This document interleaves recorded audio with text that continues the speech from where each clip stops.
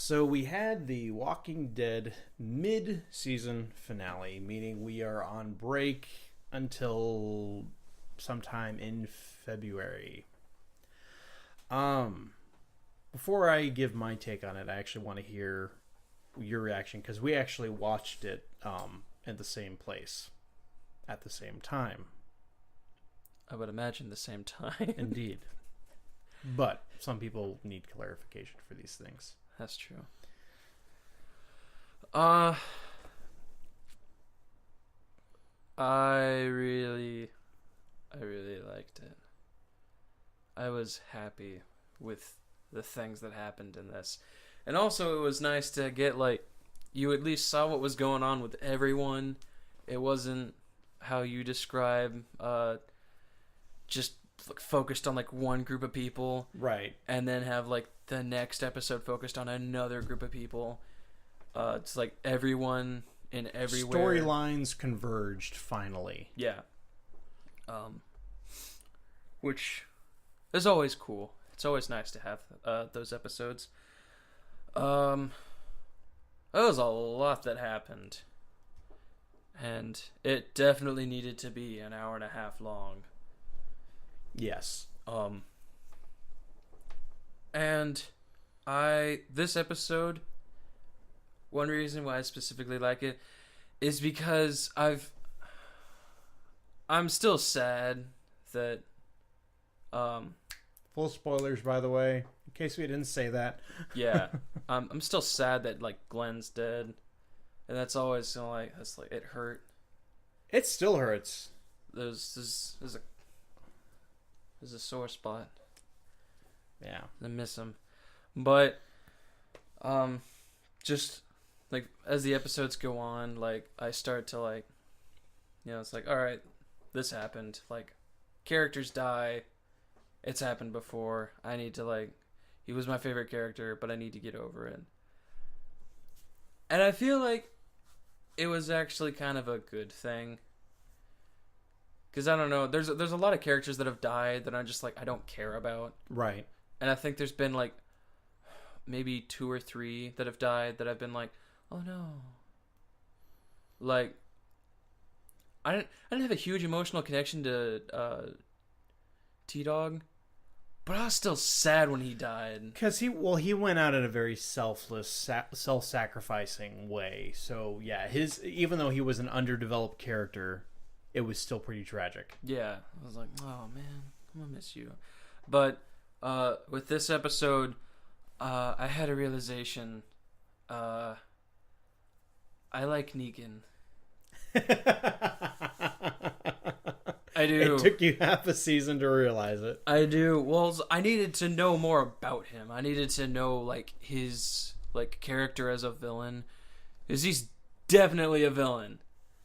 And this whole and this episode, in case you thought they were gonna go in a softer direction with him, yeah, no, because he didn't kill Carl, even though totally should have. It should have absolutely been in his character to kill Carl. Right. Although I do understand why he didn't, because I feel also in a way it was also in his character, because as of now we don't know of any children that he might have.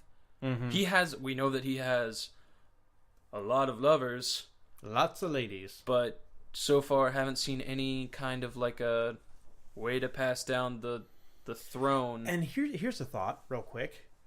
When the episode that we saw Daryl, basically the episode that showed Daryl being broken down by them, and we learned about Dwight's relationship with Negan and the fact that Negan now has Dwight's wife as his own. It sounds like he's trying to get her pregnant, Negan. Here's a question. Maybe Negan is infertile. And he can't have kids. And that may be why he likes Carl. That could explain things.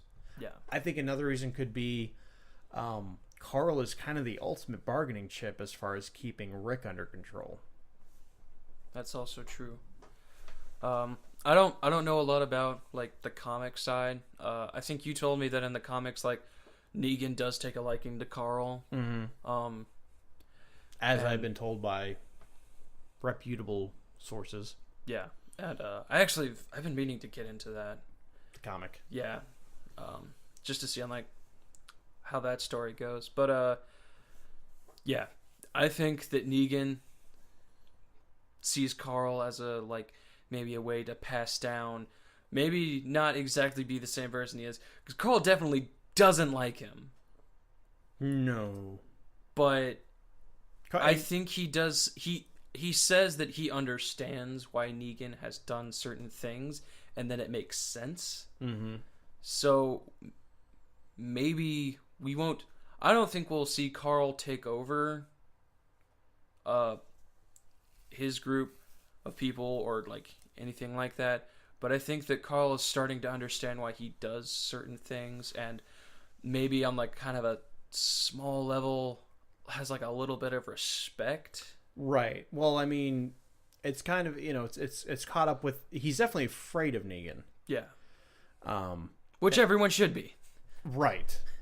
Because it's like that equal parts, like a fearful respect of Negan that you have to stay alive at this point. Yeah. You can't underestimate him. You can't think that he's going to fall for charm, as we found out in this episode.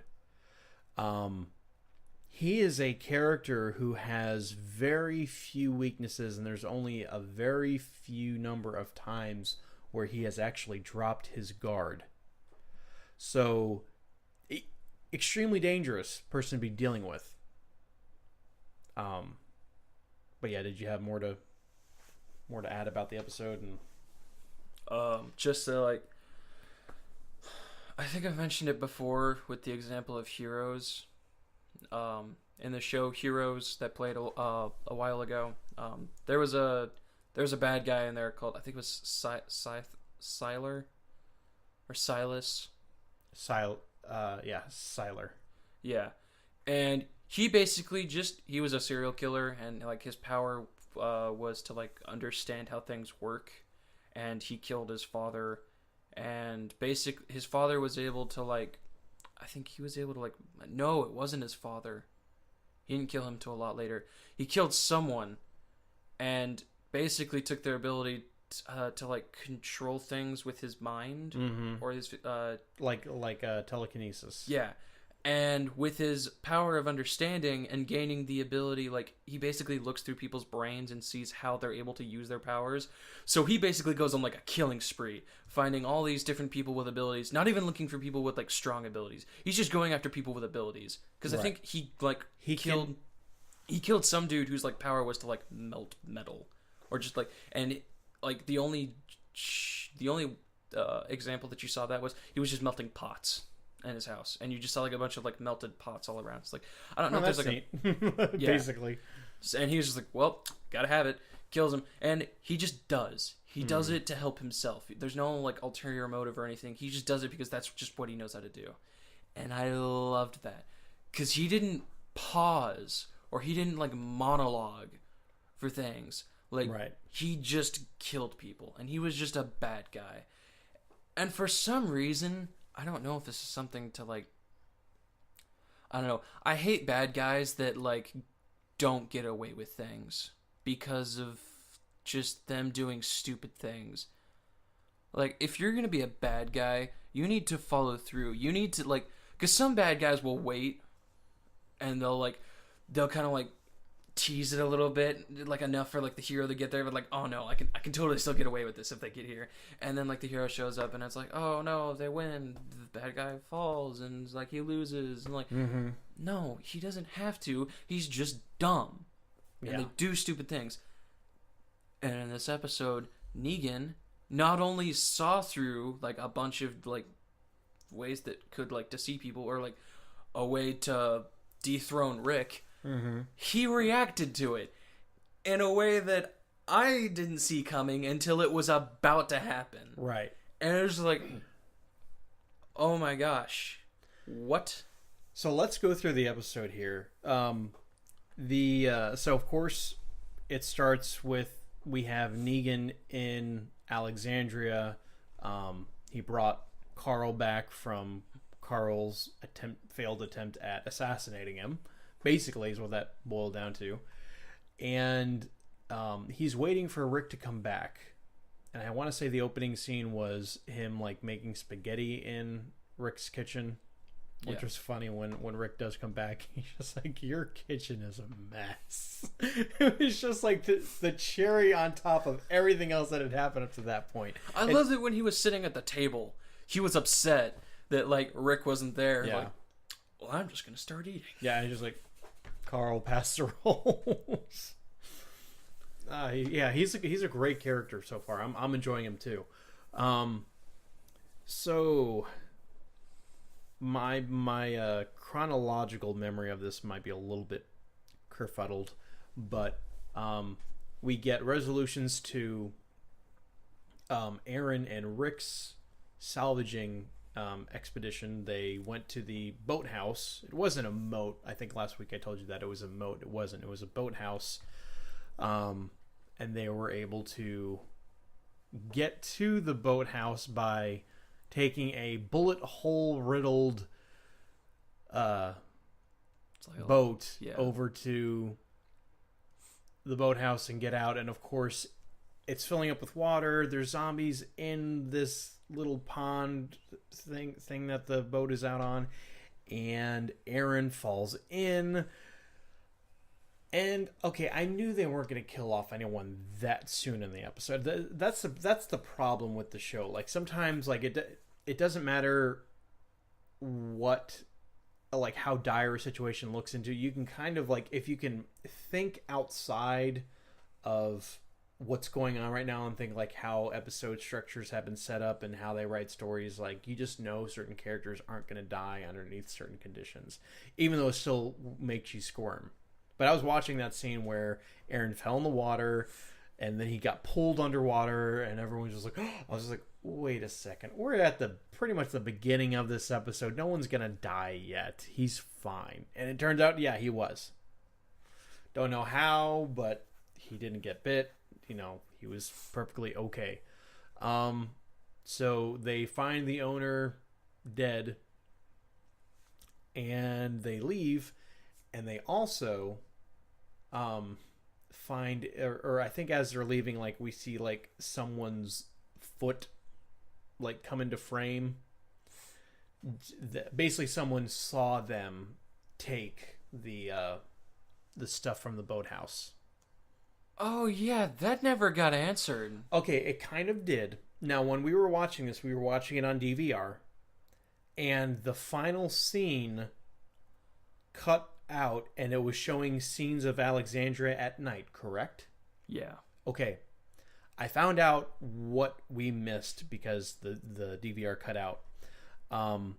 That person that saw them at the boathouse is now scoping out Alexandria. Basically followed them back. Followed Rick and Aaron back. So that's the part that we missed. So we get Michonne also at gunpoint stops one of the saviors and has her drive Michonne to Negan's main complex to scope it out and see how big it is and what kind of odds they'll be up against if they do fight against him. And when they do get there, she's very discouraged by what she finds. Like, it's a huge complex. There's hundreds of people there. They're vastly outnumbered. We don't ever find out what happens to that person, but I'm guessing Michonne killed her. Oh, no. They got to, like, that intersection. Like, that cross intersection, and there's just a whole bunch of cars. Mm-hmm. Did they actually see the building? Yeah, she could see the building, but then she said, like, you know, hey, there's, like, a silencer for your gun. She basically told her, like, it's not too late for you. Like, she was accepting the fact that Michonne was going to kill her at that point. Oh, I thought she was saying, like, let me just kill myself. No, because then Michonne, Michonne couldn't let her go back and report it because that's what she was going to do. And then you just see Michonne show up later in Alexandria, and you're like, okay, where's your friend? It's a lot more sad now. Yeah. But Michonne is at war right now.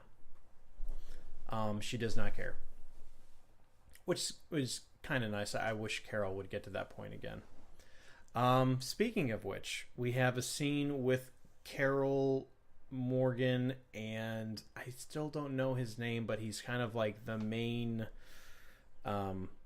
protection, almost like a captain of the guard in the kingdom. And he wants Morgan and Carol, who have some sway with King Ezekiel, to convince him to fight against Negan before it's too late and the deal falls through. Because he's convinced that it will. It's just a matter of time. Of course, Morgan doesn't want to because he's still kind of being a pacifist, even though he's okay with killing as long as it's in defense of another one's life.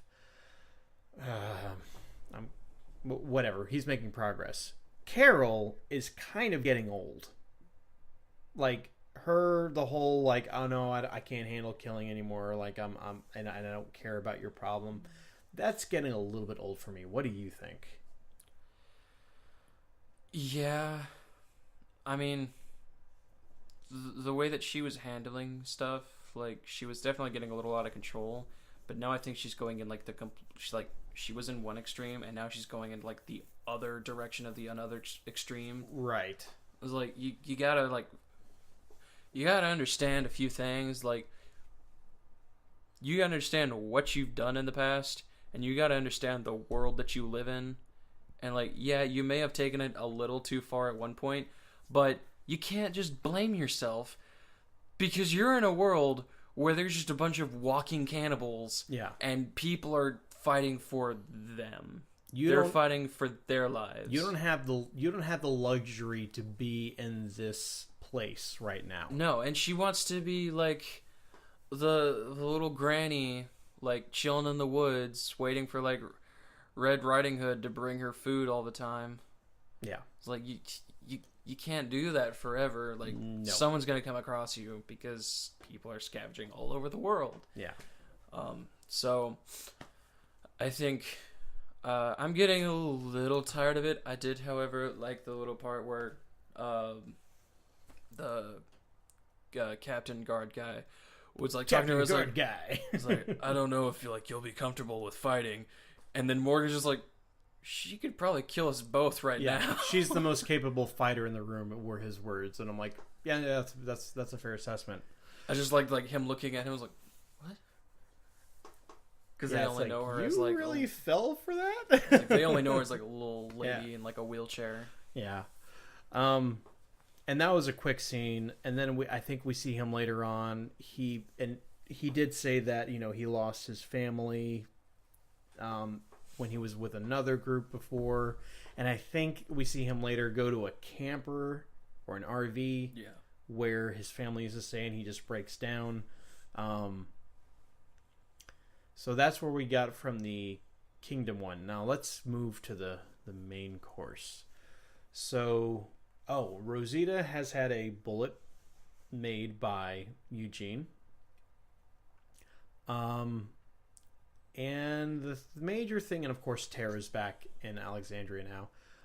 The major thing, though, is what centered around Spencer's plan.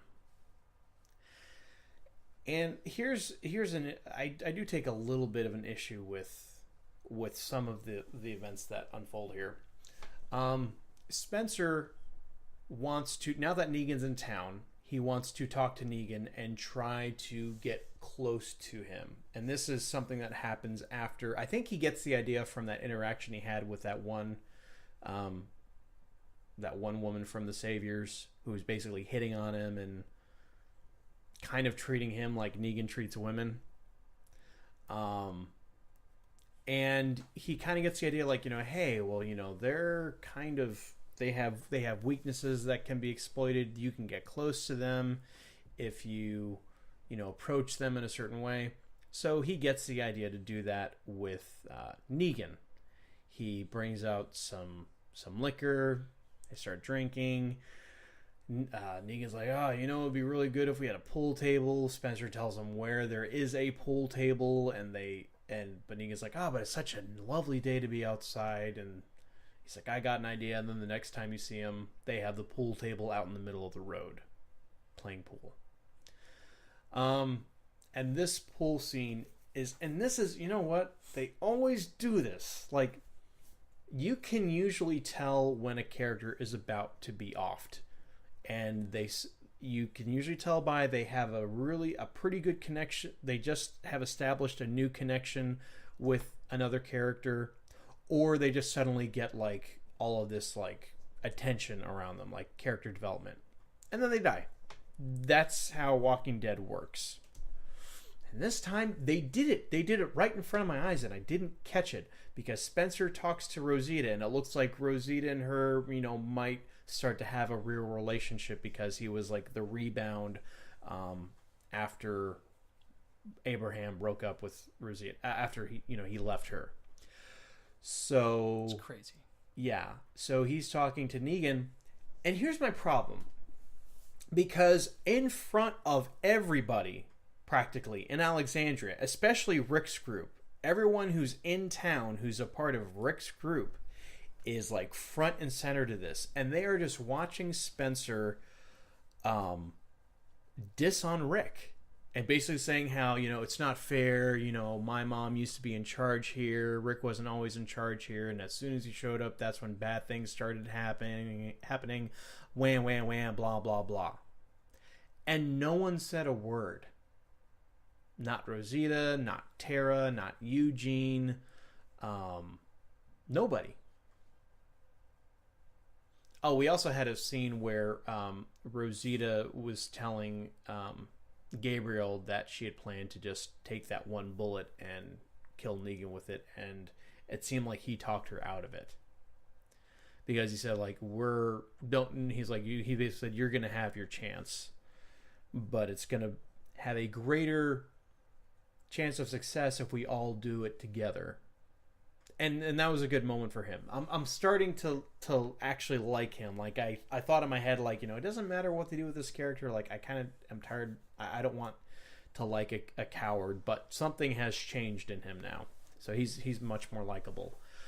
But it just bothered me that no one defended Rick during that whole thing. What did you think of that? Did you think that was a little odd that no one was saying a word? I wouldn't have. Just because he was talking to Negan and... Yes. It was Negan and like 3 people that you've seen him keep close around him. Like, yeah, that's my leader you're talking about, and you're basically telling him that you would be a better choice because when Rick came, a lot of bad things happened, and like that's just life. Like, look at what position the world is in, right? But like, I don't know. Like, Negan is such a wild card that, like, from like a fly on the walls perspective, you've seen Negan just do like a lot of things. Some of them are like in character, and some of them are like, I honestly thought something else was going to happen. Right. So, but not knowing that information, I still wouldn't want to say anything. To be honest, I wouldn't even like gather around. Like, I don't know what they like. No one like called. Like, Negan wasn't like, get everyone out here. Like, come up. Like, everyone was just like gathering. So that was a little weird. Yeah, kind of. I wouldn't have been in that. I would have been in my house and just like, I'm just gonna wait for it all to go away. Is Negan gone yet? Yep. Just I would have been the guy like peeking through the blinds, like, no, and like 15 minutes later, I go back and go, that escalated quickly. What just happened? So yeah, he tries to undercut Rick, and I want you to go through how Negan took that and how he processed that and how he responded to it. But to sum it all up, what Spencer was saying was, Rick's not as good of a leader as you think he is. I'd be a much better leader. Because there's so much evidence to prove that. Right. Him being a little girl. So basically Negan he's still playing pool. And I think I'm assuming he's on like a roll because he just keeps playing. And what's his name? Spencer? Yeah. Yeah, Spencer's just sitting there just talking to him. And he's just saying like all this stuff. And then Negan takes a second and I was like, so you think you can do a better job than him? I was like, yeah. I was like, okay, well, while you're sitting here complaining about him and claiming that you can be a better leader, he's out there getting me my supplies like I told him to, being a good little boy. Yeah, and he also says he's under no illusions that Rick hates him, and he says but he is swallowing his hate to do what I told him to do, and that takes strength. Yeah, and then he starts getting closer to him, and he's just like, and he's like, if you want to be leader so bad, why haven't you just killed him? Yeah. And then Spencer says, like, well, that's not what I want. I just want to be in charge all of a sudden. And then Negan's just like, you know, I don't know exactly what he says, but he basically I know what he says. He said, he goes like, he's like, and you wait until Rick is gone, and I'm here to basically underplay him, try to get Rick overthrown. If you want to be leader that bad, why haven't you just tried to take Rick out yourself? And then I think you know what he says to him next. Yeah, he was like, you really don't have a lot of guts. And then right after that, I think someone hands him a knife. No, it's his knife. He had it on him. That is Negan's knife. All right, yeah. Well, he takes a knife and he just stabs him in front of everyone. To the point where his intestines come out, which kind of like, okay. No, I did look back. He did slice. He did. Okay, because it just looked like no, it was a big knife, but it just looked like he just ran him through and then his guts came out. Yeah, when he took it out, he did do a slashing motion. And he basically stabbed him and then just made a little flat in his stomach. And this even caught me off guard. Like, there's a few times in the show where I've just been like, oh, that's not okay, buddy. That's a no-no. Basically everything inside of him just starts gushing out. We see intestines and a few squishy blobs just pour out of him. Yeah, and Spencer's he's just holding his guts. Yeah, he falls to the ground and he's just kneeling and he's dying and just oh, everything's coming out. This is a bad day. This is not what I was hoping for. Yep, and everyone that's around watching him is just looking at this slack jaw. Oh crap. And the next thing that happened is, he, of course, Negan, being the jokester that he is, even when someone's dying right in front of him, says, nope, there they are.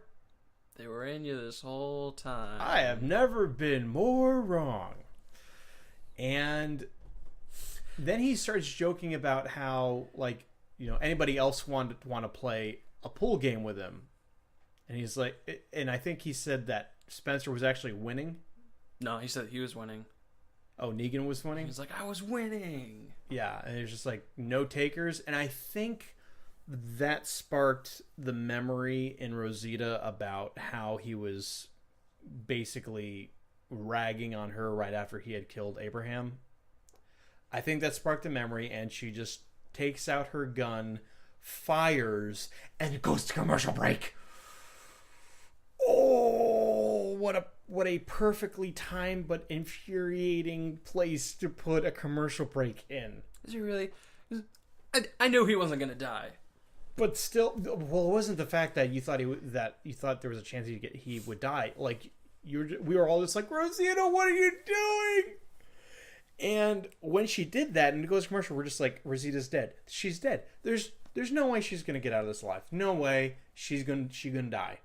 And we come back from commercial, and apparently it hit Lucille, Negan's bat, which he was holding, and it caught the bullet for him. I have a problem with that whole scene.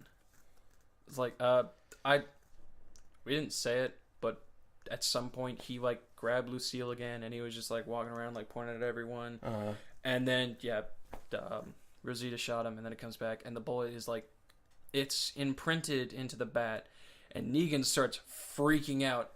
First off, no. That bat did not just stop a bullet. No. It's a wooden bat. I have, there have been baseball players who have swung a baseball bat against a ball so hard that the bat snapped. And that's nowhere near as fast of a bullet. It doesn't have the same... It's much less force to break a bat. So yes, I definitely agree with you there. That bat would have been shattered, and Negan still would have been shot. Here's the other thing. Even if some miracle that bat has been like... Negan went to the working bench and just put on like all the abilities and just amped that thing up to it's a tempered bat. It's a 5-star bat with barbed wire wrapped around it. The force alone from that bullet would have smacked the bat. He would have smacked himself in the face with that bat. But to the point where it would have knocked him out at least. It would have hurt. Yeah. Not to mention the barbed wire on there. So he'd have been cut. Yeah. But it's just like, he was holding the baseball bat like this, so it was like pointed up. Not only did it block it, he's just, like, it didn't even budge. Yeah. And the bullet was just like... Now, you could make... This was the homemade bullet that Eugene made. It was the very first bullet he's ever made. Maybe it was a soft bullet. Well, like, you could... I mean, there is room for it being... Just the fact that it was a homemade bullet, maybe it wasn't as effective as a real one, a manufactured one. Still got fired out of a gun. That's true. There should have been something. Even, like, with that logic, I'd be okay with the bat not shattering. He should have at least gotten smacked with the bat. Right, at the very least. So, fail in physics. So, Rosita gets pinned down by one of Negan's people, and... he wants her to tell him who made the bullet. Rosita tries to convince him that it was her. He doesn't believe her. So he has someone killed. And at random, Olivia, who's been picked on so much by Negan at this point, Olivia is shot in the head. It's kind of a blessing. She just had a rough week. Yeah, like she has not had a good time. Anytime she was around Negan, it's just like nothing but fat jokes and... him coming on to her in a weird way, and just like all this poor Olivia. Like, I know she's been pretty sheltered in Alexandria, but man, he just does not like her based on how he's been treating her. So she dies, and then I think Tara tries to come out saying that she made the bullet, and then Eugene actually steps up and says that he made it. And then there's a moment there where Negan is definitely considering killing Eugene. Instead, he just decides to take him, and he's probably going to put him to work making artillery and ammo for him. Rick comes back right around now and sees everything that has happened and says to him, "We had a deal," saying to Negan. And Negan starts spinning things. What is he... So first, of course, he says, well, Carl came to my place and mowed down 2 of my guys, and I just brought him back home for you. Where's the thanks? He had a point there. The look that Rick gave Carl was like, what? Yeah, that was definitely a dad look. Wouldn't want to be Carl after that exchange. No. So there was that. He then proceeded to say that the reason why Spencer was dead is Spencer was trying to convince, he told him the truth. He's like, hey, this guy was trying to say that he wanted to be done away with as far as with you as leader. He doesn't want you to be a leader anymore. Wanted to take your place, and I took him out for you. Where's the thanks? And then with Olivia, and then he said, she tried to kill me. I haven't killed her yet, pointing to Rosita.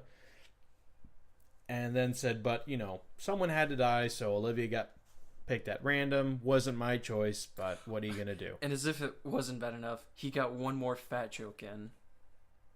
Oh yeah, one less mouth to feed, and from the looks of it, that mouth was doing a lot of damage. which I couldn't help but laugh when he said that, because I'm like, really, dude? I wanted to, but just like the people in the room at the time, I was like, they'll think I'm a jerk. So I just kind of like, and like I looked over and like one of our friends was just like right next to me, and I was like, I wanted to do it just for myself, so no one else would hear. And I can't remember if one of our friends heard me or not, but I think she just like looked at me and was like, I can't help it. Yeah, it's fun. It was funny. But what Rick gets from this is it doesn't matter that he's following the rules. People are still going to die with Negan in their lives. So Negan leaves with Eugene in tow. They take their stuff, and then he says to Rick, like, whatever it is that you brought me is not nearly enough to make up for today. So there's that. But Michonne comes home and tells Rick that basically what she did and how they're up against pretty impossible odds, but she still thinks that they should fight, and Rick is just like, yeah, I know. I agree with you. So Rick turns around. Oh, yeah. Completely forgot to mention. Daryl. So Jesus was able to get Daryl, well, I guess he passed him a note telling him, now is the time to go, or it's debatable as to who passed him the note. I think it was Jesus, so. I think it was Dwight. I think it was either Dwight or his wife. Because Jesus wasn't, like, surprised to see him over by the bikes at all. Like, he was expecting him almost, so I think it was him. But, so yeah, Daryl breaks out. He goes into one of their rooms, takes some clothes, steals something else, which we didn't see what he took at the moment, but you just saw him looking at something on like a bedside table, and he swipes it.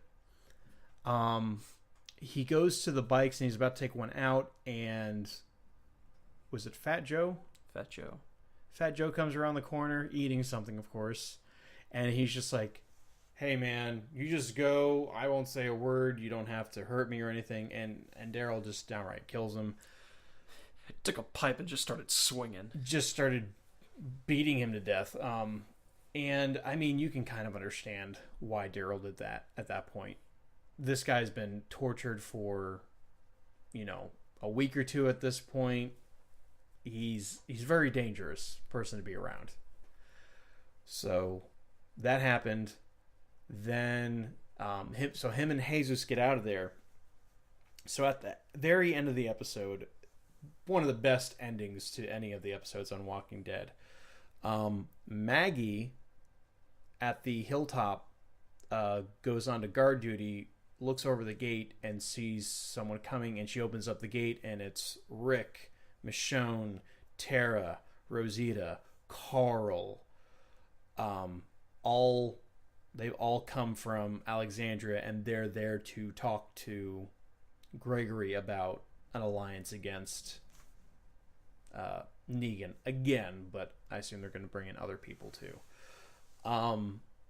So Maggie and Sasha get reunited with the group, and of course Jesus and Daryl come around the corner. And of course, Daryl had been taken captive, so this is like a good, an opportunity for Rick to get his right-hand man back. And I loved how that exchange happened. How just like, I don't. There's no other way to say it. They just embrace each other. Like it's just finally they've been able. There's nothing homosexual about it. There's nothing weird about it. It's just two guys that love each other in a brotherly way. I thought it was funny because Daryl was just like, "Hey, what's up?" and Rick was like, "Get in here." But Daryl doesn't seem to mind it at all. And under any circumstance, I think anyone would do that very same thing. And it was a very touching moment. And then Daryl pulls the thing out that he swiped from the compound, and it's Rick's gun that had been confiscated, which was awesome. Like, it's just like, yes, the whole time we're all just going like, yes, yes, this is so cool. Like, this is setting up for an amazing second half of the season. And then, of course, you had the after credit scene with the dude scoping out Alexandria, which I'm sure is not going to be dealt with anytime soon. But that was it. What would you give this scale of 1 to 10? This whole season, I'd give it a 9. What about this episode in particular? Yeah, I'd give it a 9 or a 9.5. I'm gonna go with 9.5 too, simply because like there was, the only thing I had to complain about were just kind of like what you're talking about, how everyone gathered around and how the bullet wasn't stopped by the bat was stopped by the bat, which is unrealistic, and then the whole, there was something else that I said that I had an issue with. Was it the fact that no one called out Spencer, be like, hey, that's Rick you're talking about, that kind of thing. I kind of feel like someone would have. Carol Too. Well, that was more of just like her character in general. Yeah, that's not really something I can. I really thought, like, I think they should have killed Aronoff. Well, we lost 2 people. Granted, they were both Alexandrians and not part of Rick's group per se, but I think it would have been like you said, like usually if a character dies, it's normally near like the end of the episode. It's like within like the 20-minute mark. Like if someone's going to die in that episode, it's gonna happen in that time. I think it would have been a nice like change of pace. Like, oh, that was unexpected. Yeah, but then how is Rick going to get all the supplies back by himself? I mean, he's a tough dude.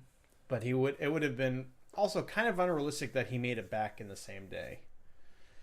I don't know how far they didn't say how far they went for it, but Aaron did say that they went far, and also Aaron got the credit. Well, they drifted.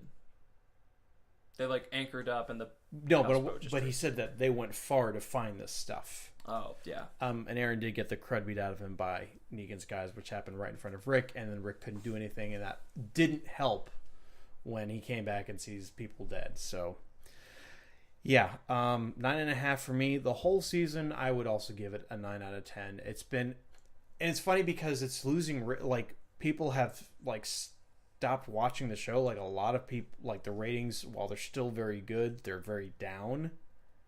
And this is when things are getting interesting as far as I'm concerned. Like, if you're not watching Walking Dead, hop in. Like, watch this on AMC.com or wait for Netflix to drop the season 7 like next year. But this storyline is really interesting, and like I couldn't be happier about Negan and the change he's brought to the show. Any last thoughts on that? Okay. Watch it!